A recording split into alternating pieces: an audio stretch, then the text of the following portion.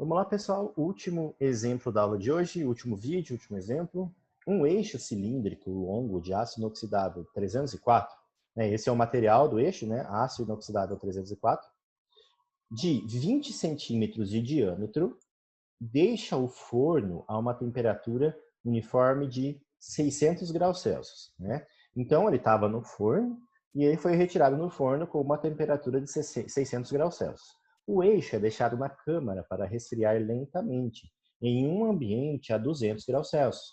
Então, a temperatura do ambiente é 200 graus Celsius. O diâmetro está aqui, né? E o raio é metade do diâmetro. Com o coeficiente médio de transferência de calor, 80 watts por metro quadrado Kelvin.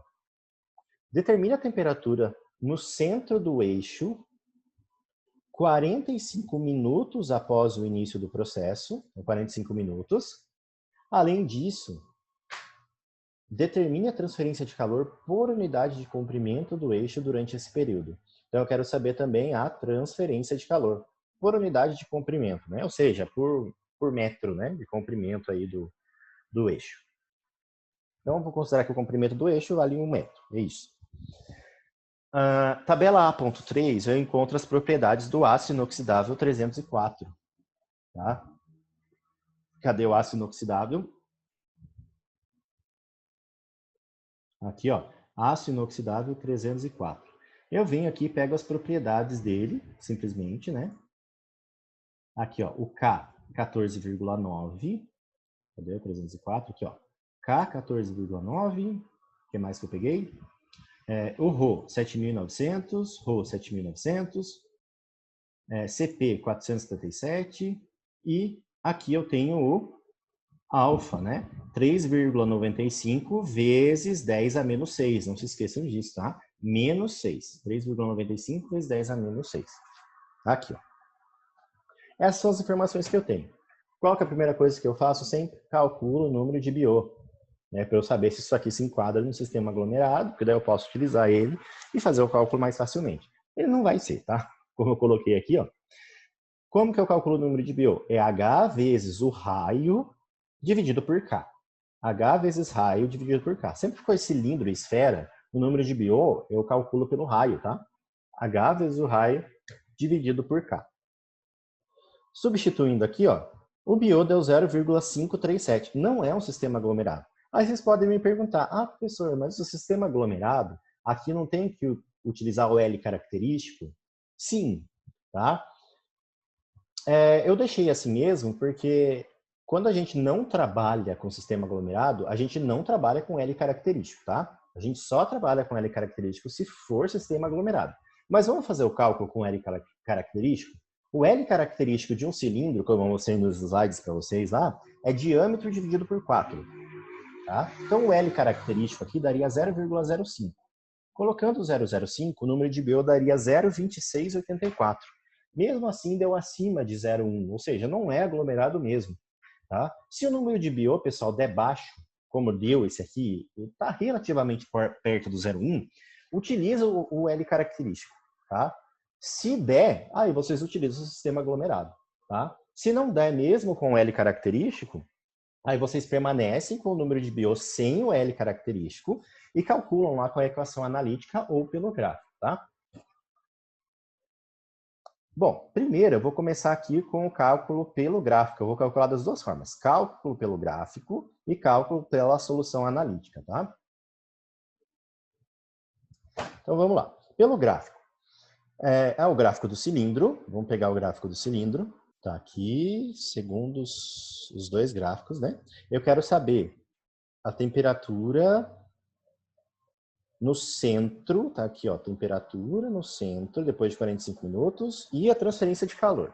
Então, eu vou utilizar esse gráfico, eu encontro a temperatura no centro, e com esse último gráfico de Grober, tá, eu encontro a transferência de calor aqui, ó, esse Q, tá certo? Então, vamos lá. Calculei o Biot. 1 sobre Biot dá 1,8625. Tá? E eu consigo calcular aqui também o número de Fourier. Calculei o número de Fourier, deu 1,07. Então, Fourier 1,07, 1 sobre Biot 1,86. Então, vamos lá, pelo primeiro gráfico aqui de cima ainda. Né? Fourier deu 1,07, né? Aqui vai ser 1,2, 1,4, 1,6, 1,8 e 2. Vai de 0,2 em 0,2 aqui, né? Quanto deu mesmo? 1,07, 1,1 por aí, né? Então, ele deu mais ou menos aqui, numa determinada região por aqui, mais ou menos no meio, né? E o outro valor, que é o 1 sobre BO, deu 1,86. Então, quase 2, tá? Vamos pegar ali próximo do 2. Então, 1,1 e ali próximo do 0,2, né? Não, peraí. Vamos bobeira. 1,86, né? Eu tô falando próximo do 0,2. 1,86 é lá em cima, aqui, ó. 1,86. Sobe 1,8, tá? Tá entre 1,8 e 1,2. Ó, dá quase aqui, ó, 0,4. Quase 0,4. Então, eu aproximei ali, ó, para 0,4. Tá? Para facilitar a nossa cabeça aí. Então, θ0 é 0,4. θ0 é igual a essa equação aqui. Tá? Aí, isolando o T0 nessa equação, isolei o T0, eu chego nessa equação aqui, e eu calculei que a temperatura inicial é 360 graus Celsius. Fiz o primeiro cálculo aí, temperatura 360 graus Celsius, pelo método gráfico. Agora eu vou encontrar também a transferência de calor pelo método gráfico. Para isso, o que eu preciso encontrar? Preciso encontrar a transferência de calor máxima. A quantidade de calor máxima transferida é ρ vezes V vezes Cp, T infinito menos Ti. T infinito seria aí, quando o corpo entra em equilíbrio térmico, seria a quantidade máxima transferida, né? A quantidade máxima transferida é menos 47,35 megajoules. Deu negativo, por quê? Aí simplesmente deu negativo porque está perdendo calor. Tá? Por isso que deu negativo. Menos 47,35 megajoules. Pelo gráfico, o que eu preciso? Eu preciso do BO e do BO ao quadrado vezes o número de Fourier. Aqui, ó, BO ao quadrado vezes Fourier, está aqui embaixo. E o número de BO é uma das curvas. Tá? BO, 0,53, 0,54. Né?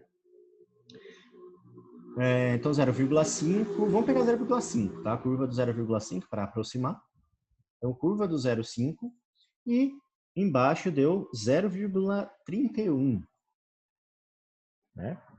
Então, 0,31, aqui, ó, 0,2, 0,3, 0,4, 5, 6, 7, 8, 9 e 1. Então, aqui, ó, é 0, aqui é o 0,1 aqui, na verdade, né? Ah, não, aqui é 0,1, aqui é 0,2, aqui é 0,3. Então, aqui, ó, 0,3 com 0,5, ó, dá mais ou menos aqui, ó. Vamos ver que valor que eu aproximei lá. 0,63. Tô bom de aproximação. Eu peguei o 0,63, né? Então, aqui é o 0,3 com 0,5. Que na verdade não é 0,5 exatamente, né? Ele é um pouquinho mais para cá. Então, ele está para baixo do 0,65, eu peguei 0,63. Se vocês pegarem 0,65, 0,64, não vai dar uma diferença gritante. Tá? Então, não se preocupem com isso. Deixa eu só fazer a conta aqui, ó. Menos, que daí eu vou pegar e substituir aqui, ó. Passo o Q máximo multiplicando 0,63. 47,35 vezes 0,64. Né? Se vocês pegassem 0,64, aqui daria 30,03. Tá? E eu entenderia, não se preocupem com isso, tá? Porque o método gráfico aí eu dou uns 0,03 de tolerância aí, mais ou menos 0,03. Eu vou ver o que vocês fizeram, né? Cada um vai acabar enxergando um pouquinho diferente lá. Então, menos 29,83. Pela solução analítica, tá? Eu pego o número de BO, vou lá no gráfico do cilindro, tá? Não vou ficar mostrando de novo, mas eu vou no gráfico do cilindro, acho lambda 1, área 1, né? Substituo aqui, eu encontro, ó, o θ0, 0,41, eu tinha chutado 0,4, ó, tá próximo. Então, 0,41. A temperatura no centro, na verdade, é 364, então deu próximo, né? Lembra que esse resultado aqui é mais preciso. Vamos ver. Olha aqui que interessante, ó. Se eu pegasse o 0,64 aqui, na verdade, daria mais próximo do resultado real, né? Aí, essa aqui é a equação, ó, do Q dividido pelo Q máximo de forma analítica. Aqui eu vou utilizar a função J1. Então, seria esse gráfico de baixo aqui, ó, onde eu tenho o J1. Substituo, né, acho lá o J1 de lambda 1 pela tabela 4.3. Substituo na equação, passo o Q máximo multiplicando depois, ó, dá 0,37. Olha aqui, ó. Aqui eu 0,637, aqui eu chutei 0,63, né? 0,637 seria o valor correto. Então, menos 30,16 megajoule, tá? Então, pela forma analítica. Então é isso, pessoal. Esse foi o nosso último exemplo da aula de hoje.